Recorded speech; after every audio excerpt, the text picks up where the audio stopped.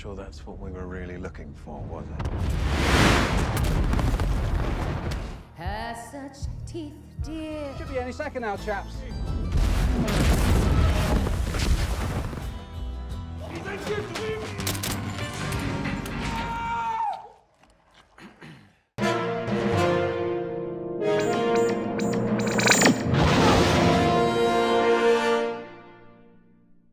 Berikut ini adalah fakta-fakta penting dan menarik yang sebaiknya kamu pahami sebelum menonton The Ministry of Ungentlemanly Warfare, agar pengalaman menontonnya lebih utuh, tidak keliru ekspektasi, dan lebih reflektif. Bukan sebagai tontonan biasa, melainkan sebagai refleksi gelap tentang bagaimana kekuasaan bekerja ketika dunia berada di ambang kehancuran. Innocuous fishing vessel. We'll set up in the woods and see about 15 each. Pertama, film sebagai inspirasi sejarah, bukan rekonstruksi fakta. Film The Ministry of Ungentlemanly Warfare perlu dipahami sebagai karya yang terinspirasi sejarah, bukan rekaman sejarah yang presisi. Kisahnya berangkat dari peristiwa nyata, tetapi disampaikan melalui bahasa sinema yang penuh dramatisasi. Banyak detail sengaja diubah agar cerita terasa padat dan emosional. Dialog yang tajam, aksi ekstrim, dan karakter flamboyan adalah pilihan artistik. Film ini tidak bertujuan mengajar sejarah secara akademis. Ia ingin menyampaikan semangat dan konflik moral di balik perang rahasia. Jika penonton mengharapkan akurasi dokumen sejarah, kekecewaan bisa muncul. Namun, jika dipahami sebagai interpretasi kreatif, film ini menjadi lebih bermakna. Fakta sejarah berfungsi sebagai fondasi, bukan tujuan akhir. Oleh karena itu, film ini sebaiknya dinikmati sebagai refleksi, bukan referensi tunggal.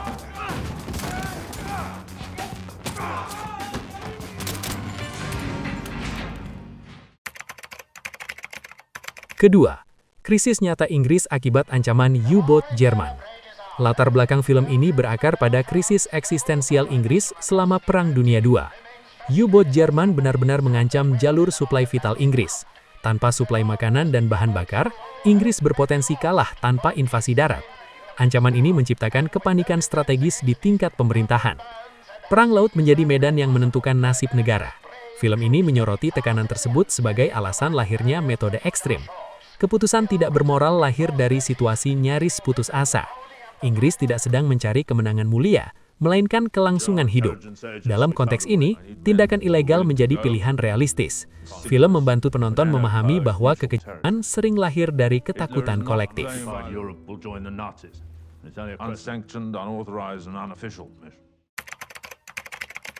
Ketiga, SOE sebagai lembaga rahasia yang melanggar aturan.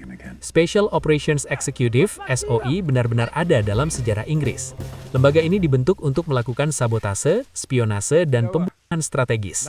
Aktivitas mereka melanggar hukum internasional dan aturan perang konvensional. Bahkan secara internal, keberadaan mereka sering diperdebatkan. Film ini menggambarkan SOE sebagai simbol kebebasan tanpa batas hukum. Para anggotanya beroperasi tanpa perlindungan jika tertangkap. Mereka adalah alat negara yang siap dikorbankan. Moralitas mereka tidak hitam putih. SOE menunjukkan bahwa negara bisa menciptakan penjahat legal demi kepentingannya. Film ini mengajak penonton bertanya, siapa yang sebenarnya bertanggung jawab atas kekerasan tersebut.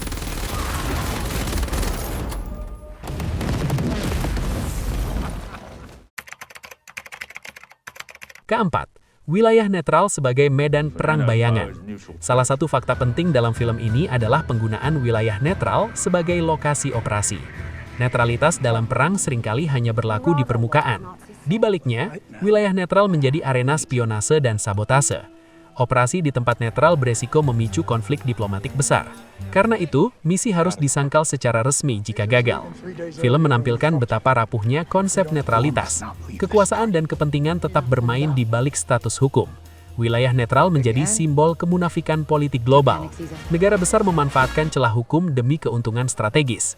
Film ini mengungkap bahwa perang tidak pernah benar-benar terbatas di garis depan. Bahkan tempat aman pun bisa berubah menjadi medan konflik rahasia.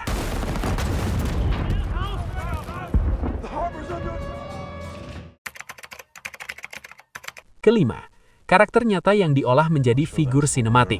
Tokoh-tokoh dalam film ini memang terinspirasi dari orang nyata, namun kepribadian mereka telah disederhanakan dan diperkuat secara dramatis. Gus March Phillips, versi film, bukan potret historis utuh. Ia adalah representasi karakter yang dibutuhkan narasi. Beberapa tokoh merupakan gabungan dari beberapa individu sejarah. Hal ini memudahkan penonton mengikuti cerita, namun juga berisiko menciptakan mitos berlebihan. Film lebih mementingkan dampak emosional dibanding ketepatan biografi. Karakter digambarkan nyaris tanpa rasa bersalah. Ini menciptakan jarak dengan realitas psikologis manusia nyata. Penonton perlu memisahkan figur film dari sosok sejarah. Dengan begitu, film tetap bisa dinikmati tanpa kesalahpahaman. Not sure it's working, Lasser.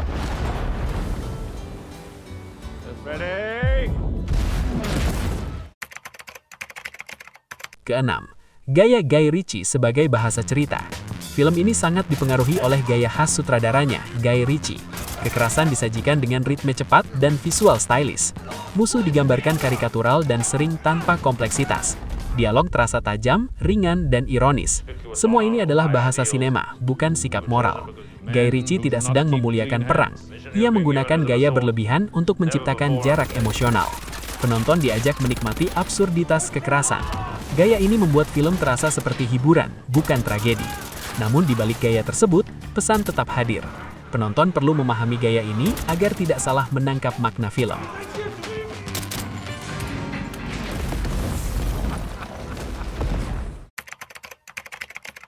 Ketujuh, gagasan utama. Perang dan runtuhnya moralitas ideal. Tema terbesar film ini adalah runtuhnya moralitas ideal dalam perang. Film menunjukkan bahwa perang jarang memberi pilihan bersih. Keputusan yang diambil sering berada di wilayah abu-abu. Pahlawan tidak selalu bermoral dan kejahatan tidak selalu tampak kejam. Film ini menantang konsep pahlawan klasik. Ia memperlihatkan bahwa kemenangan sering dibangun di atas pelanggaran etika. Negara membutuhkan orang-orang yang bersedia kotor, namun pengorbanan mereka tidak selalu diakui. Film ini mengajak penonton merenung tentang harga sebuah kemenangan. Apakah tujuan mulia membenarkan cara kejam? Pertanyaan inilah yang menjadi inti refleksi film. Ke-8, Ian Fleming dan akar kelahiran James Bond. Salah satu fakta menarik dari film ini adalah keterkaitannya dengan lahirnya karakter James Bond. Ian Fleming, penulis Bond, memang terlibat dalam dunia intelijen Angkatan Laut Inggris selama Perang Dunia Kedua. Ia tidak bertempur di garis depan, tetapi terlibat dalam perencanaan operasi rahasia. Fleming mengenal langsung metode perang tidak konvensional yang digambarkan dalam film ini. Tokoh-tokoh seperti Gus March Phillips mencerminkan tipe agen yang berani, cerdas, dan tak terikat aturan. Gaya operasi mereka menjadi inspirasi karakter agen rahasia yang bertindak di luar hukum. James Bond lahir dari imajinasi yang berakar pada realitas brutal perang rahasia. Bedanya, Bond dipoles dengan glamor, teknologi, dan romansa. Film ini memperlihatkan versi mentah sebelum Bond menjadi ikon pop. Dengan demikian, film ini dapat dibaca sebagai asal-usul spiritual James Bond. Ia menunjukkan bahwa Bond bukan fantasi murni, melainkan hasil sublimasi sejarah kelam. Ke-9, perang rahasia sebagai fondasi dunia intelijen modern. Film ini juga menarik karena menunjukkan awal dari sistem operasi intelijen modern. Metode sabotase, infiltrasi, dan deniability yang ditampilkan masih digunakan hingga kini. Negara-negara modern belajar bahwa perang terbuka tidak selalu efektif. Operasi rahasia memungkinkan negara menang tanpa deklarasi perang. Film ini memperlihatkan bagaimana kekuasaan bekerja dalam senyap. Keberhasilan sering dirahasiakan demi stabilitas politik.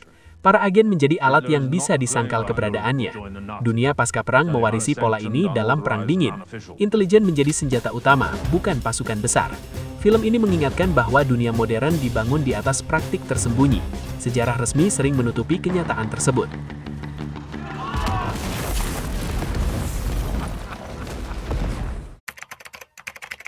The Ministry of Ungentlemanly Warfare berlatar Perang Dunia II saat Inggris berada di ambang kekalahan.